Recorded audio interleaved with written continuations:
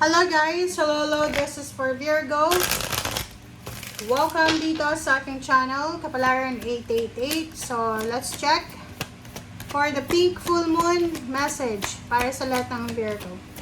Ano bang message ang kailangan mong marinig? Okay. OMG. Full moon and Leo. Virgo, don't let pride get in your way.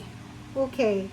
So, yung message na to, sinasabi ng bara sa'yo na maybe you're involved sa mga disagreement, miscommunication. Sinasabi ng barahan na masyado ka bang bossy? Masyado ka bang ma-pride? Masyado ka bang like ikaw na yung mali, ikaw pa yung, di ba? Ikaw pa yung mataas yung boses, ikaw pa yung feeling biktima. Okay? So, sinasabi ng bara sa'yo dito, Virgo, na ihanda mo yung sarili mo. Okay? Ihanda mo yung sarili mo kasi whatever man mangyari this April, maybe there's a confrontation or kung ano pa man yan or argumento, sinasabi ng bara sa'yo dito na huwag kang ma-pride. Same with Sagittarius, sinasabi ng bara sa'yo din, Virgo, na kailangan mong tanggapin. Kung ikaw ay may mali ka. Kung ikaw yung may kasalanan, huwag feeling biktima. Kung ikaw yung kailangan humingi ng tawad, ikaw yung humingi ng tawad. Kasi, alam mo ba, walang nangyayari sa taong ma-pride. Like, halimbawa, ikaw yung may kasalanan, tapos, may ginawa kang hindi maganda doon sa isang tao, tapos, takot ka na humingi ng tawad sa kanya, because sa taas ng pride mo. Sabi ng baraha dito, alisin mo yung pride mo. Pag alam mong mali ka, humingi ka ng tawad. Hindi mababawasan yung pagkatao mo sa paghingi ng tawad. Okay? Kasi minsan, yung mga taong ma-pride, sila yung mga may pera, may trabaho. Kasi akala nila pag ganun, nasa na sila boss na sila, dominante na sila, parang ganun. So if I were you, kung ikaw ang nasa ganitong sitwasyon, ako, be humble, okay? State your feelings and opinion and with kindness. Okay? So parang ganun, maging totoo ka sa sarili mo na pag alam mong may mali ka, magpakumbaba ka. Alright.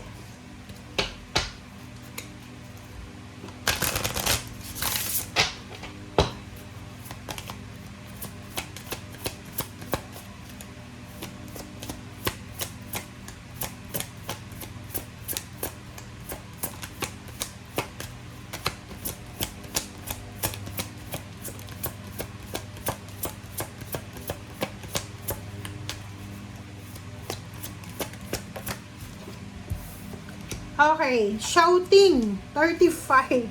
Diba? Sabi ng bara sa'yo dito, masyado kang bossy.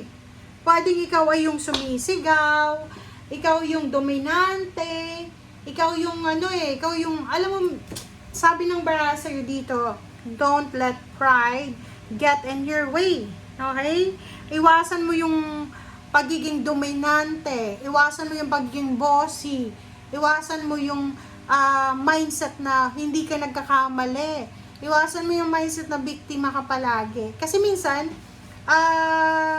siguro ibabash mo ako, pero minsan, may mga Virgo, hindi lahat ng Virgo masama ang ugali, hindi lahat ng Virgo, hindi mabuting tao. Gaya ng ibang zodiac sign. Pero based sa reading mo na to, kung masyado kang ma-pride, ibaba mo yung pride mo. Minsan, di ba, tahimik ka lang tahimik ka, pero marami kang sinasabi sa isip mo. Parang pinapatay mo na yung tao na yon, lalo na yung kalaban mo, sa isip mo pa lang. Aminin mo yan. Okay, and then yung iba sa inyo dyan, tahimik lang kayo, pero yung grudges and resentment nyo nakaabot na sa GC, sa group chat. So, yun ang kailangan mong iwasan. Iwasan natin na makasakit ng ibang tao, tapos pagdating ng oras na pag pinatulan kayo, na pag nilabanan kayo, magiging biktima kayo. So, yun. If you are a Virgo na ganyan. Okay? So, kung hindi naman, huwag kang magalit sa akin ha. We're just reading your message. Okay? Kita mo naman yun, sabi dito. Okay?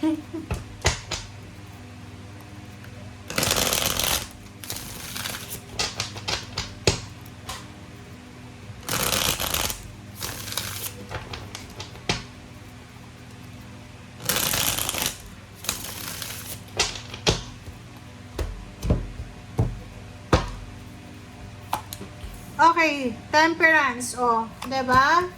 Ang sabi sa iyo dito ng baraha mo is kailangan mo daw ng pasensya. Napaka-importante, Virgo, na magpasensya ka. Napaka-importante na maging humble ka. Huwag kang masyadong ma-pride, okay? Pero yung mga ma-pride lang naman is yung mga mayaman na, yung may pagmamalaki kasi iniisip nila mataas na sila eh, 'di ba? So, temperance, you need to be patient. Huwag sisigaw, huwag maninigaw, huwag mag-bad words para makaiwas ka sa arguments or sa kung ano pa man. Yun nga sabi ko sa'yo kanina, you can state your feelings and emotion or opinion with kindness. Okay, Justice and Ace of Swords. Sinasabi ng bara sa'yo dito na there's a contract signing, there's a karma coming para sa'yo, Virgo. Sinasabi ng barahan na posibleng magiging sobrang masaya ka this April. Magse-celebrate ka. It's because maybe pipirma ka ng kontrata, like renewal of your contract, documents, papers, or kung ano man yan na kontrata na yan. And sinasabi ng baraha sa'yo na kung ano man to na pipirmahan mo, ano man tong magsisimula sa'yo, Virgo, kailangan mo siyang proteksyonan. Dito ka mag-focus ha. Dito ka mag-focus sa kung ano man to na blessings, karma na darating sa'yo.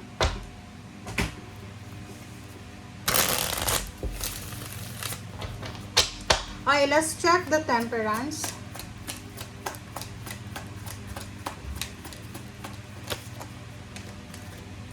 Okay, King of Swords. Diba? Sabi ng baraha sa'yo dito, magdahan-dahan tayo sa kung anong mga sinasabi natin, mga kinikwento. Iwasan din natin magsinungaling, guys. Iwasan natin na maghasik ng mga chismis or whatever para hindi tayo masangkot sa kaso, kasi may justice dyan, or para hindi tayo masangkot sa legal na proseso. Okay. Mag-iingat ka, Virgo. Sorry pero this one is napaka-importante siya. You need to be careful, kaya nga kumalma ka.